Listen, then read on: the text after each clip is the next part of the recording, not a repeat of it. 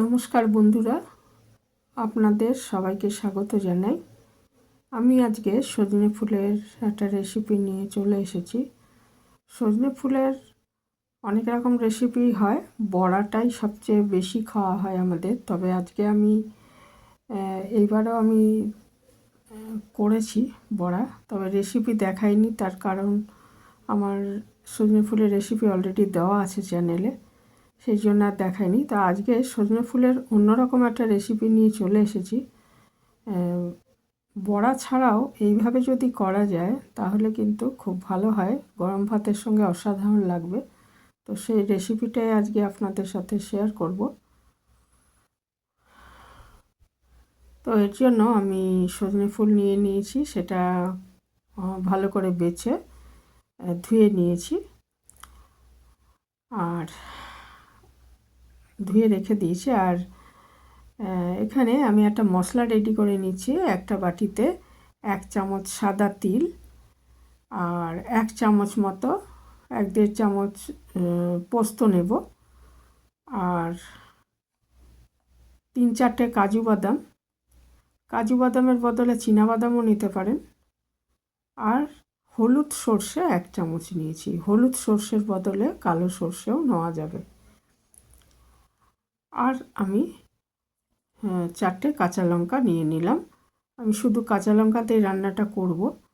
তো এটাকে এবারে এই যে তিল, সাদা সর্ষে বা হলুদ সর্ষে আর পোস্ত আর কাঁচা লঙ্কা, এটা আমি জলে ভিজিয়ে রেখে দিচ্ছি, তাইলে আমার সুবিধা হবে বাটতে। আমি এটা শিলেই বাটবো, ইচ্ছে করলে গ্রাইন্ডারে পেস্ট করে নিতে পারেন।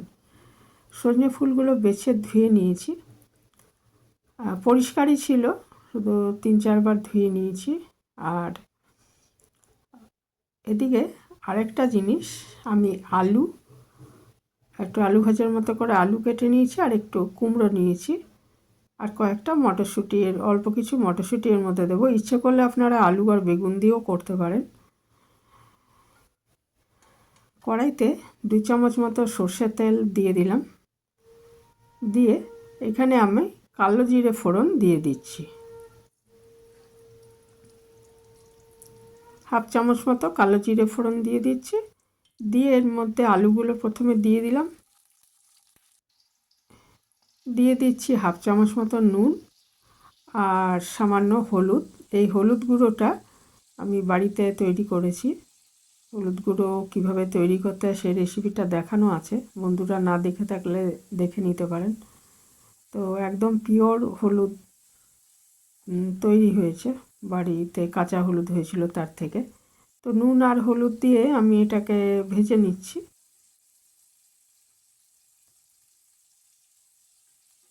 আলু আর কুমড়ো একটু ভেজে নিচ্ছি, হালকা করে ভেজে নেব। আর অল্প কিছু মটরশুঁটি এর মধ্যে দিয়ে দিলাম, এটা না দিলেও চলে। তো ভালোই হয়েছিল বেশ খেতে, মটরশুঁটি দেওয়ায় বেশ ভালো হয়েছিল খেতে। আমার বাড়িতে সবাই পছন্দ করেছে এই রেসিপিটা, কাজেই যারা এইভাবে কখনো করেননি তারা করে দেখতে পারেন। এটা একটু ভাজা ভাজা হয়ে গেলে এর মধ্যে আমি সজনে ফুলগুলো দেব। তবে এটা যদি সেদ্ধ না হয় সেই জন্য আমি সজনে ফুল সেদ্ধ হতে তো বেশি সময় লাগবে না, সেই জন্য একটু জল দিয়ে আবার একটু সেদ্ধ যাতে হয়ে যায় সেই জন্য একটু জল দিয়ে ঢেকে রেখেছিলাম 2-3 মিনিট। তারপর সজনে ফুলগুলো এর মধ্যে দিয়ে দিলাম, দিয়ে ভালো মতো এটাকে সব মিশিয়ে দেবো একসাথে।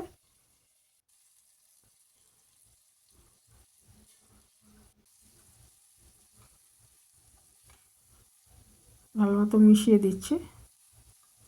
আর বন্ধুরা ইচ্ছে করলে এই সময় একটু চিনি দিতে পারেন এর মধ্যে, তবে আমি কিন্তু কোনো রকম মিষ্টি দিইনি, কারণ কুমড়ো দিয়েছি তো, কুমড়ো এমনিতেই মিষ্টি, সেই জন্য আমি কোনো রকম মিষ্টির ব্যবহার এতে করিনি। আপনারা যদি আলু আর বেগুন দিয়ে করেন তাহলে হয়তো একটু মিষ্টি দিলে ভালো লাগবে, সে আমি কুমড়োটা দিয়েছি বলে আর মিষ্টি দিলাম না। ভীষণই ভালো হয়েছিল খেতে। তাই এইভাবে অবশ্যই একবার বানিয়ে দেখবেন। এখন তো সজনে ফুল প্রচুর পাওয়া যাচ্ছে, এরপরে আর পাওয়া যাবে না, আর কিছুদিন হয়ে গেলে আর পাওয়া যাবে না। ওই যে পেস্টটা বানিয়ে রেখেছি, কাজু বাদাম, তারপরে সর্ষে, পোস্ত এবং সাদা তিলে, সেটা আর কাঁচা লঙ্কা, সেটা এর মধ্যে এবারে দিয়ে দিলাম।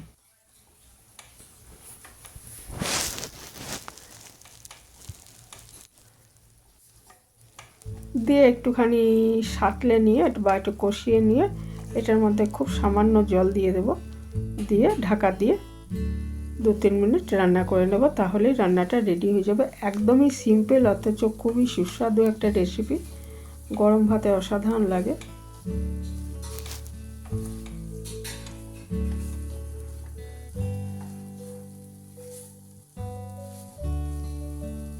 আমি কাঁচা লঙ্কা 4টে বেটে দিয়েছি, আর জন্য আর কাঁচা লঙ্কা এমনি দিইনি। ইচ্ছে করলে এটা শুকনো লঙ্কার গুঁড়ো একটু দিতে পারেন। আমার এটা দেখুন একদমই রেডি হয়ে গেছে পরিবেশনের জন্য।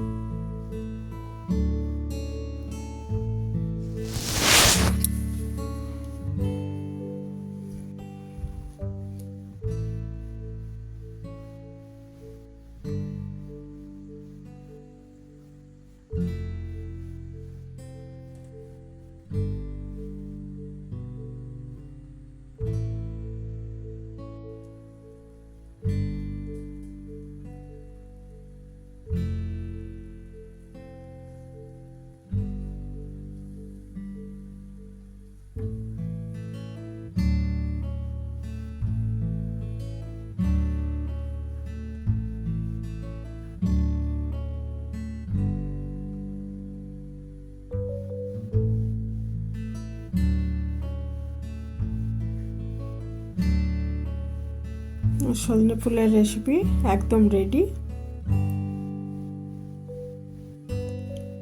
এখানেই শেষ করলাম। ভালো থাকবেন সবাই।